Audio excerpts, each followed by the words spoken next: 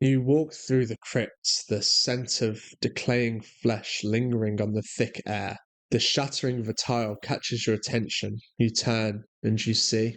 What is it? Could it be the Wendigo that's been hunting us this whole time? No, it's far worse than that. You see Professor Cuddlybuns, your very best friend. Sorry, I paid for this stat block and I'm going to get some use out of it.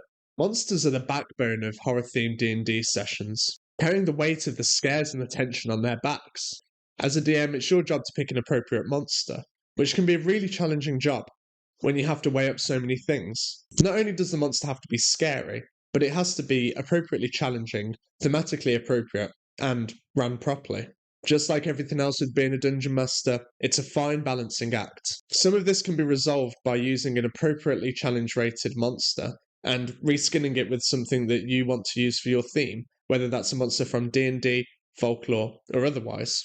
But sometimes the stat block just doesn't match the creature, throwing the theming off.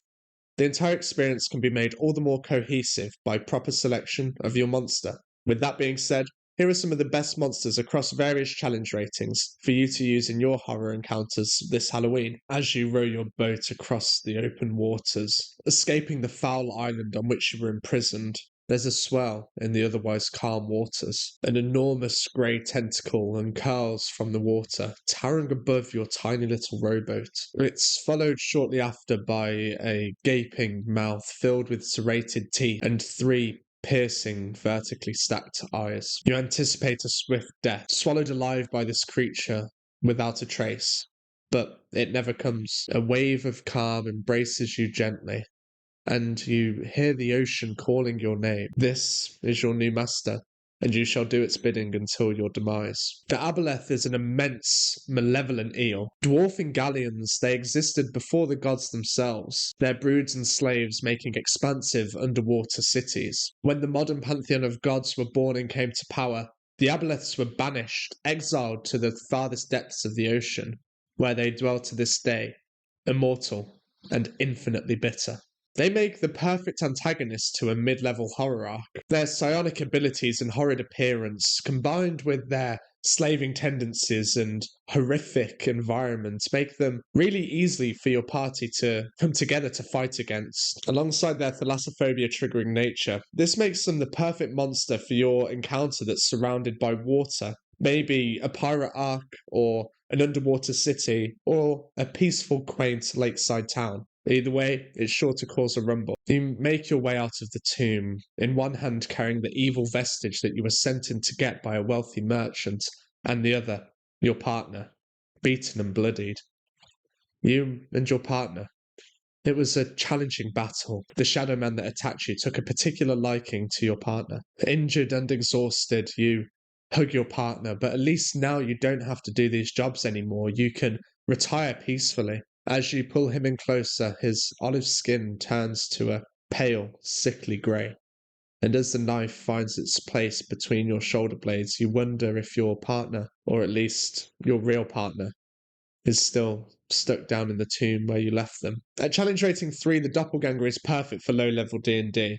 But for the DMs that are currently running high-level encounters, don't worry, there's plenty more for you to choose from, such as Oblexes. The Doppelganger can take the form of any small or medium humanoid creature it's seen, and can read the minds of your players. It's perfect for espionage, whether it's simply an acquaintance, a long-time friend, an employer, or even a member of the party. The realization that they're a doppelganger is sure to cause concern to ripple through your party, and raises some questions for them to ask. Were they always a doppelganger?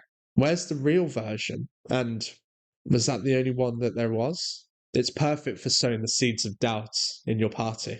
You wake up from a disturbed sleep to a restful camp in the dead of night. Feel slightly shaken but calming down.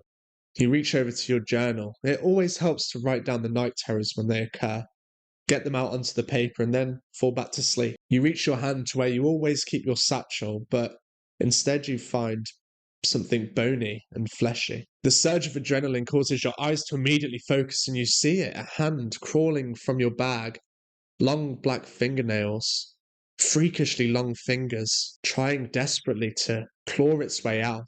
The Bagman is a fantastic way to make sure that your party never truly feels safe. The urban legend of the Bagman is that an adventurer sought to escape certain death by climbing into a bag of holding, but he could never find his exit. He found himself floating in the extra-dimensional space, finding only temporary relief through these portals that appeared to other bags of holding. But he couldn't remain for long. Over time, the extra-dimensional space took its toll on his body, stretching it beyond natural limits and rendering him an unsightly creature. Now he uses his interdimensional powers to prey upon unsuspecting adventurers who would suspect the bag that they've been carrying all of these years. Maybe your party hear a whispered voice as they open their bag of holding, or someone swears that they catch a glimpse of it as they wake up for their watch, a hand crawling back inside their satchel, or maybe a random item left just outside the entrance to the bag of holding, an omen of death.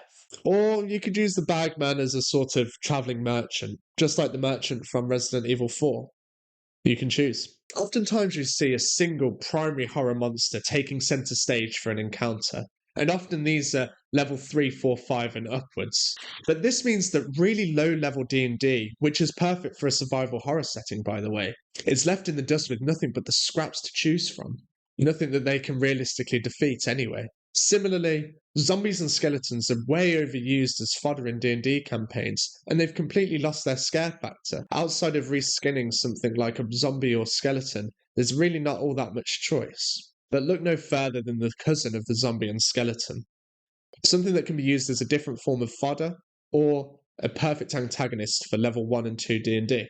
This creature is the Boneless, and it's exactly what it says on the tin. A sheet of flesh that has had the skeleton and soul removed before being reanimated. All that remains now is the skin. And once reanimated, it's this ooze-like creature that can wrap itself around the living and pummel them to death. Foul. And for higher level D&D, maybe a necromancer has found a better use of the bones from his thralls, and then just uses the skin for a little bit of extra support in his army. There's a ton more monsters that I could have covered, but we've run out of time for this week. If you want a part 2, make sure to leave a like to let me know, and I'll cover the rest of the ones that I researched for this video. Subscribe for more, comment your favourite D&D horror-themed monster below, and check out some of my other videos on the channel. It really helps with the algorithm if you watch them all the way through. See ya.